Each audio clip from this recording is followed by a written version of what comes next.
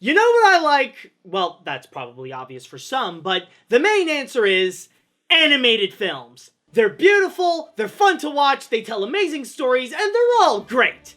Actually, no, not all of them are great. Oh, which reminds me, I gotta go and take out the trash. What the? Who did that? Who knocked down my trash can? Oh, God, look at this mess. Who did this? Seriously, now I'm gonna need a mop. But you know what else I like that might not be as obvious? Theme park rides! There are very few things in this world that can beat the beautiful sensation of immersing yourself in the world of yesterday, tomorrow, and fantasy. You could fly through space 1 minute and the next you'll be encountering dinosaurs, pirates, or weird children singing a song that will never leave your head until even the building itself goes insane. So it comes to no surprise that it does happen a lot when the two often blend together to bring guests into the animated films they all know and love. And sometimes they can result in some of the greatest moments in theme park history. Now for this top 10, we're going to be looking at not just some of the best in terms of rides, but the ones who know how to perfectly bring these movies to life. The kind of attractions that are a milestone for both their respective theme parks and films. But I do have a few guidelines they must follow if they want to get in on this list. Number 1, of course, 1 ride per movie. But number 2, especially, they gotta be currently up and running. And to give you an idea of the time frame of this will be as of mid-2020, so if there are any that are better that are not on this list, it's most likely because they're not built yet. And as for you, please keep your arms and legs inside while remaining seated, no flash photography, and please watch out for your little ones. I'm Animat, and welcome to the top 10 rides based on animated films.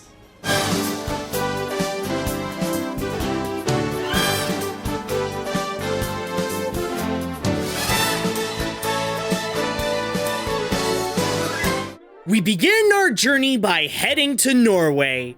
Not the real country though, I mean the pretend Norway at Epcot, where we find the star attraction at the World Showcase, Frozen Ever After. It may not have much of a narrative going on, since it's mainly just everybody singing the popular songs of the movie and building up to the moment when you come face to face with Elsa, but it's hard to deny that it's such a beautifully crafted attraction with great visuals and awe-inspiring animatronics that help bring the world of the film to life in a magical way. For Frozen fans, it's the closest thing they can ever get to actually visiting Arendelle and meet the characters they all know and love.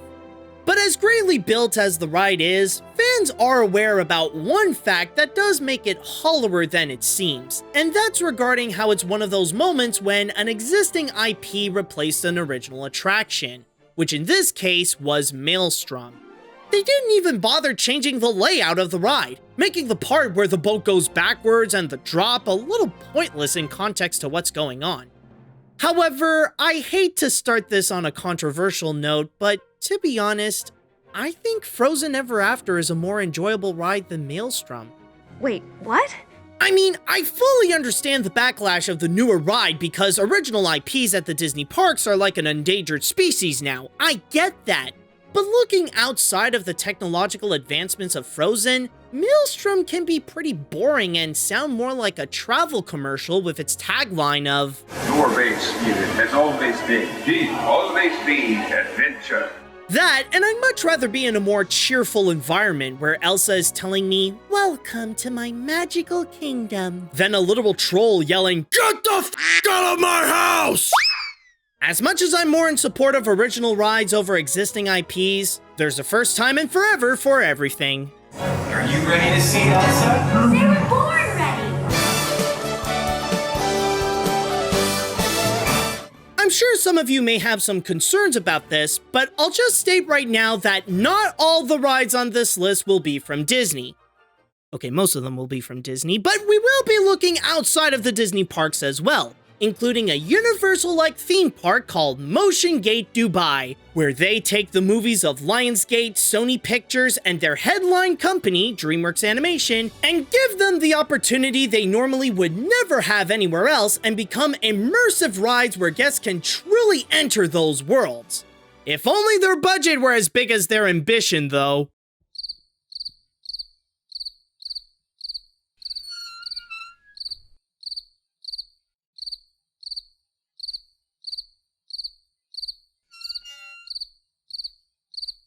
great. But there is one thing that it has over Universal. Something that may seem obvious to make, yet no one else has done so far. A How to Train Your Dragon ride. More specifically, dragon gliders. Sure, its limited budget does painfully show at times, but the ride itself is really not that bad. In fact, a lot of what it's trying to do overshadows what it lacks, delivering a high-flying adventure with Hiccup, Toothless, and the rest of the gang from Berk, all while avoiding a giant threatening dragon along the way. In a sense, it gives guests exactly what they'd hope for in a How to Train Your Dragon ride. The feeling of flying next to the familiar dragons with plenty of action, accompanied by some nice animation from DreamWorks and the movie's signature powerful score.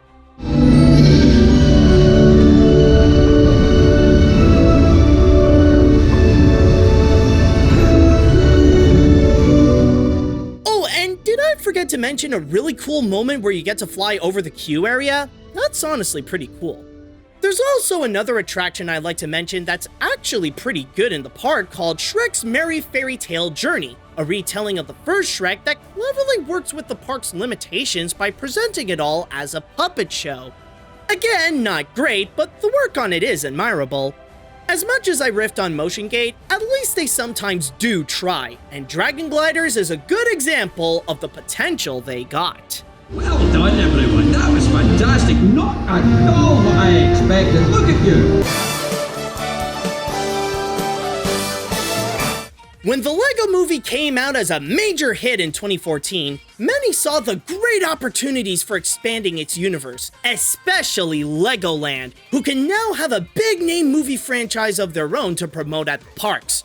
There was a 4D show at one point that's... Emmett and I are going to master build something that will save the day. But we can't do it without your help. When we ask for a brick, you tell us where it is. And yell like ridiculously loud so we can hear you. Not all that great, but then the franchise leveled up its theme park experience not long after with a bigger and better ride, Masters of Flight. Basically, this is like if you take Soarin' and give it a LEGO Movie theme, where now you're joining Emmett in the Masters of Flight competition where the master builders have to prove which of their flyers is the best, all while going through several areas from the movie like Cloud Cuckoo Land, Middle Zealand, the open seas with the pirates, and a little glimpse at the Sistar system since it opened around the same time as the second film. Are there better versions of this style of ride? Maybe, but if you look outside of how it took a lot from Soarin' to the point that it's almost shameless, even copying the sense of smells, there's still a lot that it delivers to have its own identity, especially as a ride based on the LEGO Movie. For one, the animation is still as fantastic as the films, mostly presenting everything like it's made out of Legos and making the world seem as big and creative as ever. But maybe even more now that this flying simulator lets you be a part of it. Also, even with the little narrative it sets up with the competition, it goes straight into the action. No time to waste here. You hop on board Emmett's newly built triple-decker couch and you speed your way around the worlds and try to avoid the invading Duplo along the way. It may not be Soarin', but this is still an awesome ride. And remember, your world is what you make it. Build something incredible! When it comes to theme park rides, you should never judge a book by its cover, because they can sometimes offer much more than you'd expect. Take, for instance, Despicable Me, Minion Mayhem. At first, it may seem like your typically dull kiddie ride where it's mainly just a 4D show with the seats jumping around a bit where the rider, that's you, gets turned into a minion and then trained to work for Gru. Of course, a lot would probably be put off by this concept. In fact, some would even believe that the idea of turning into a minion is much scarier than anything Universal could think up for Halloween Horror Nights. But much like the movies themselves, there's a lot more to it than a bunch of goofy minions. Once you get in the nicely built queue that partly recreates Gru's house, keyword being partly though, it does deliver a lot of quick-paced cartoony comedy as expected, and some can be pretty funny, but there's also a lot of heart with Gru and his adopted girls. At the same time as the madness, you're coincidentally training on the same day as the anniversary of when Gru officially adopted the girls, and one of them, Agnes, is determined to give Gru her present, even partly having you chasing it and entering in some dangerous areas of the lab before it might get crushed. All leading up to a big finale that makes the whole attraction surprisingly heartwarming. And that's what's best about the ride. It perfectly captures what makes the Despicable Me films an animation phenomenon. Yes, there's a lot of Minion shenanigans that people first think of, but there's also a lot of fun-filled comedy and family values that's often forgotten, but it's the core of the franchise, and it's also the core of the ride. It's far from the most thrilling attraction at Universal, but it is still a lot of fun and sweet at the same time that offers much more than just mayhem. Bring in the next group! There is no denying that everyone loves Winnie the Pooh. Well, except for this guy, but almost everyone loves Winnie the Pooh. So no surprise that Disney would make a ride that would retell the classic stories from his films with the many adventures of Winnie the Pooh. A simple ride, yes, but it does have some charm that lets guests enter the 100-acre woods and follow Pooh's adventures. But imagine for a moment if you take that ride and make it so much better. Not to say Many Adventures is bad, but just take a look at Pooh's Honey Hunt at Tokyo Disneyland. It's a bit of the same where you find yourself in a bunch of memorable Pooh moments, but everything's been entirely upgraded to the point where now it's one of the most popular attractions at the park since its opening in 2000. Instead of having static figures tell you the short stories, now the characters come to life with fully movable animatronics and some great animation to become even more immersive and believable that you're stepping into the pages of this giant children's book. But what actually makes this a milestone attraction for Disney is that this marks as the first to use the trackless ride system, giving every guest a different experience every time they hop into a honey pot and go in a variety of directions to show what is happening around the 100-acre woods. But if you really want to know what I mean though, then all you have to do is look at the best part of the ride, the Heffalumps and Woozle scene. This is an entire room of madness with so much happening at the same time where the ride vehicles are going everywhere to the point that they are even dancing with each other, and every minute of it is amazing, especially with the awesome jazz version of the Heffalumps and Woozle song.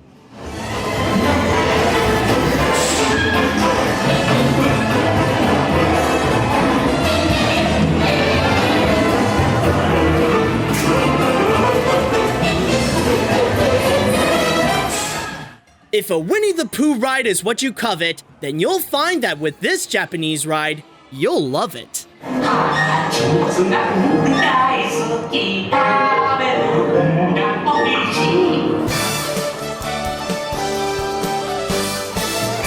Now, we've talked about some pretty complex attractions so far that do their best to invite guests in the world of their respective animated films, but we're gonna go in a bit of a different direction with this one. A ride that everyone knows and has mostly been on before, Dumbo the Flying Elephant.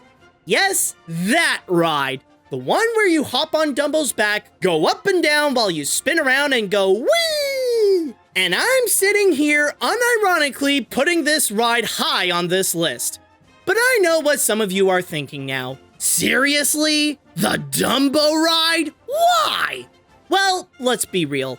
As much as people judge how good a ride is by the technological advancements they present, or the intensity of the thrills, or how they present a unique narrative through creative ride systems, you don't always require to have all those complexities in order to make a fun ride. Sometimes all you need is something as simple as spinning around to give guests some joy, and that's it. Also, this ride has something that none have gotten so far on this list: the iconography. Throughout Disneyland's history since its opening day back in 1955, there are very few things at the park that are as equally iconic as the Dumbo ride. In fact, this is possibly the only ride that you could find running at every Disney park. There are many families who their trip to Disney would not be complete without spinning around on Dumbo at least once. In a way, it's very much like the animated film it's based on. For many decades, it's been highly praised for its simplicity, and the same goes for its attraction counterpart. All you do is spin around on Dumbo. What more could you ask for? Thanks for playing with the most wonder world, Dumbo!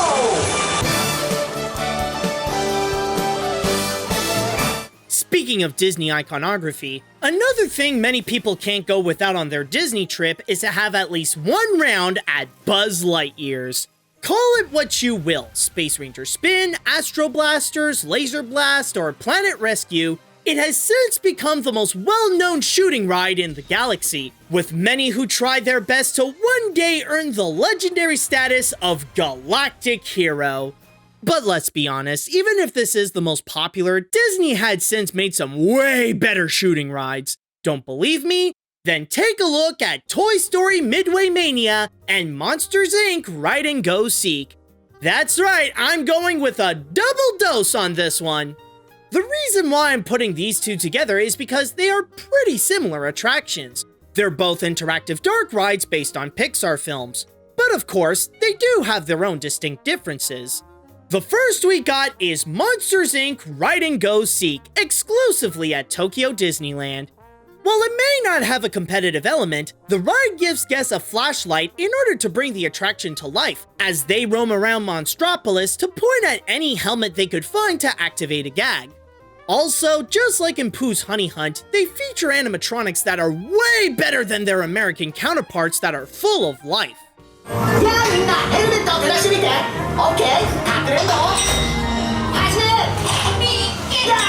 And then there's Toy Story Midway Mania, which on the flip side is an entirely competitive game where you're in front of several 3D screens just shooting to get the highest score by the end. Now I know that I've used the term fast-paced a lot here, but among all the rides on this list, this has the fastest pace of them all, always keeping you on the edge while you jump on one screen to the next to keep ranking up your score. Seriously, if you've been on the ride, then you know it's always... Break the targets! Ready, go! Wow! Incredible! While obviously different, they both show that they can put a little more than a Space Ranger spin on interactive Pixar shooting rides.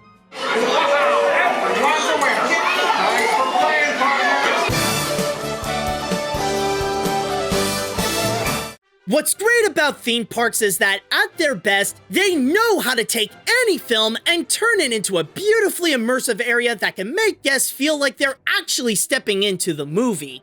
They can even take some mediocre schlock and bring that to life in a way that gives the feature a point to exist. Sort of. This is especially the case when Disney built Cars Land, inspired by the 2006 film where they recreated the town of Radiator Springs just like how it was in the movie.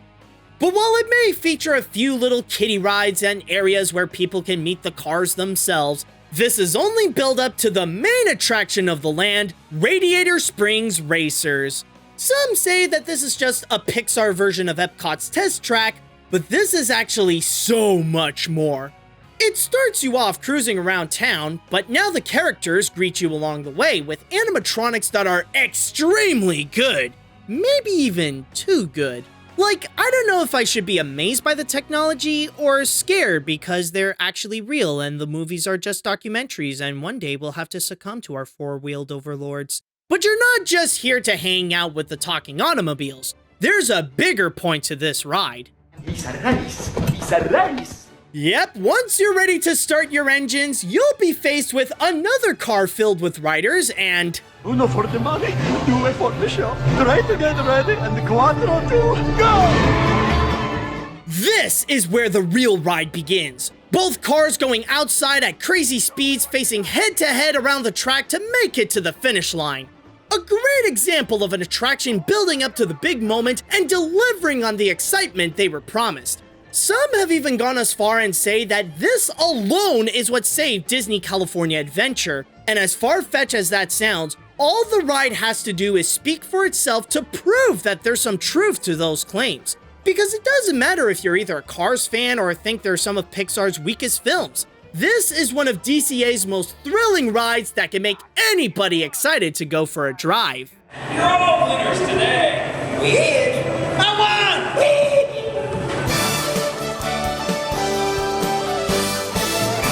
Some of Disney's biggest and best moments at the parks are when they are building a mountain of a ride.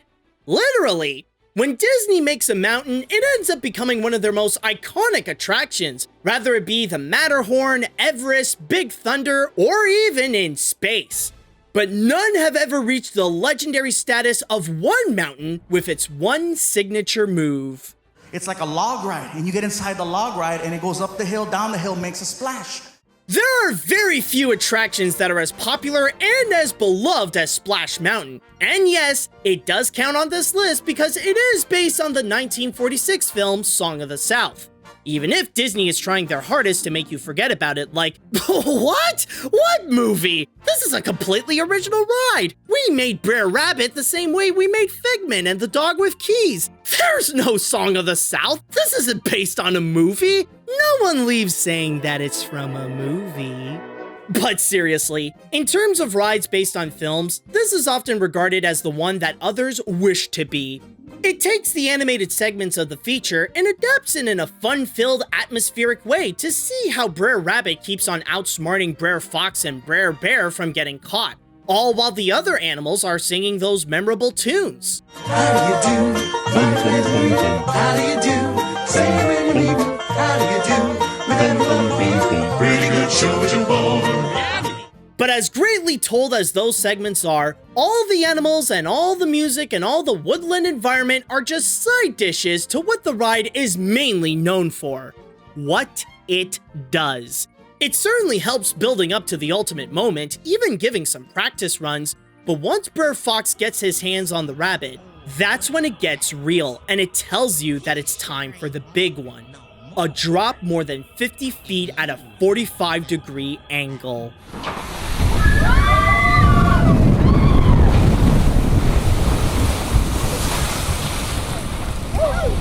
And after the intense moment, the ride actually congratulates you for doing the drop with all the animals singing Zippity-Doo-Dah as a way to celebrate. I'll admit, I'm not a major thrill ride person, so after conquering that major drop, there is no better feeling than the ride itself rewarding you for going through that. By the way, during the making of this list, Disney announced that they would completely change the theme of Splash Mountain to The Princess and the Frog, with a new story where Tiana and Louis are setting up for their first Mardi Gras show. Personally, I'm definitely gonna miss Brer Rabbit and the gang. But on the other hand, it's about time that they make a Princess and the Frog ride, and since they're only doing like what Frozen Ever After did, and still keep the best part of the ride intact, it would technically still count on the list. So I'm definitely looking forward to see how they'll take Splash Mountain and truly turn it into Tiana's place. But for the moment, let's make the most out of enjoying what we currently got, and that there is no other ride that can give you that wonderful feeling to make your wonderful day. Zippity-doo-dah, zippity-yay. I'm back in my home, I'm gonna stay. Now before we look at the greatest ride that ever came out of an animated film, I'd like to have an honorable mention.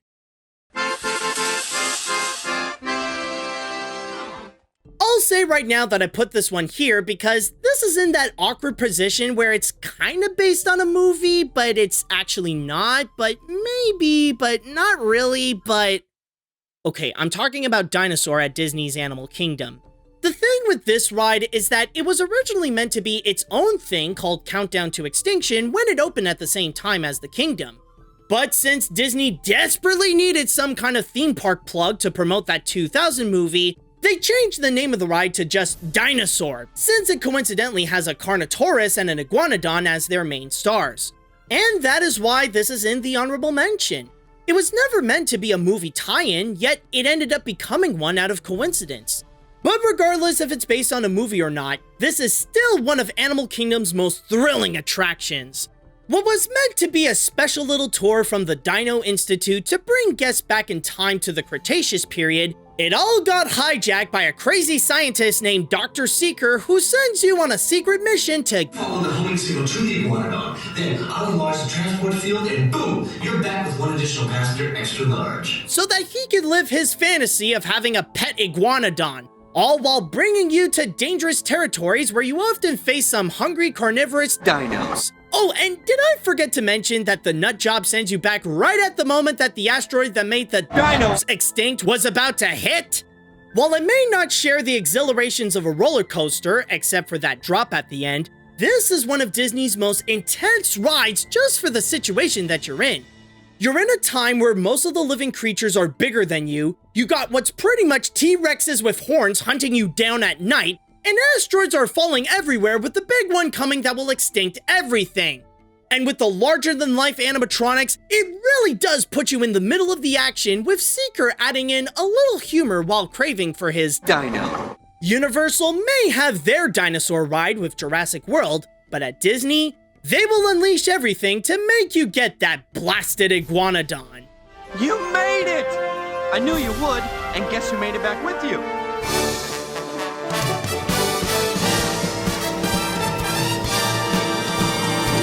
Okay, I'll admit that I might be bending the rules on this one, and some will say that I'm cheating, especially as I put this as the number 1. However, it did have an animated feature, so it does technically count. But regardless of where you may be with the rules, there is no denying this ride is absolutely amazing. I've taken over every area of the park. There's no place you'll be safe from me. And now, enjoy a ride that's about to be demolished while you're riding it. At first, fans were a little weary and even crushed of the fact that The Simpsons was replacing the highly beloved Back to the Future the ride. But when the family moved into Universal, the ride proved to be a worthy successor and more. The reason why The Simpsons ride is at the number 1 spot and often regarded as one of Universal's best rides is the way it both loves and teases theme park rides in general.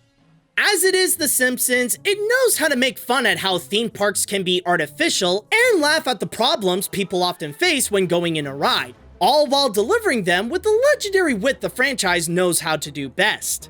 Congratulations, the line's almost over. Only 45 more minutes. Just kidding. I have no idea how much longer it is. So here to entertain you are Itchy and Scratchy. But at the same time, it is also a great ride in itself, delivering non-stop fast-paced action as the family crashes through ride to ride while avoiding the wrath of Sideshow Bob, all presented with beautiful animation that makes it an engaging and highly enjoyable attraction. It both mocks and celebrates everything about rides and theme parks that can make us laugh and feel exhilarated in Universal's wildest ride. Not to mention the area around the attraction where they recreated several iconic landmarks of Springfield to fully immerse guests into the world of The Simpsons even before going inside. In recent years, the franchise has had its moments of ups and downs, with a bit more on the latter, to the point that some can argue that it's probably for the best for the show to ultimately have a conclusion. But there are those very rare moments when they can surprise the public and still prove why it is the most important animated series on television. And this is undeniably one of them, making this the greatest ride based on an animated film, even if it's technically based on a TV show. Hello, folks. What a horrible nightmare. Thank God this ride is over. Let's go again.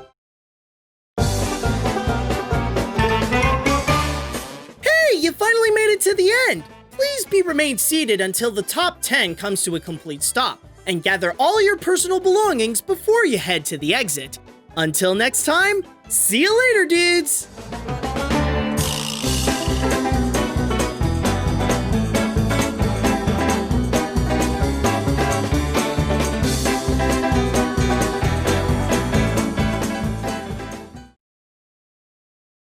Thanks for your attention. Enjoy the ride.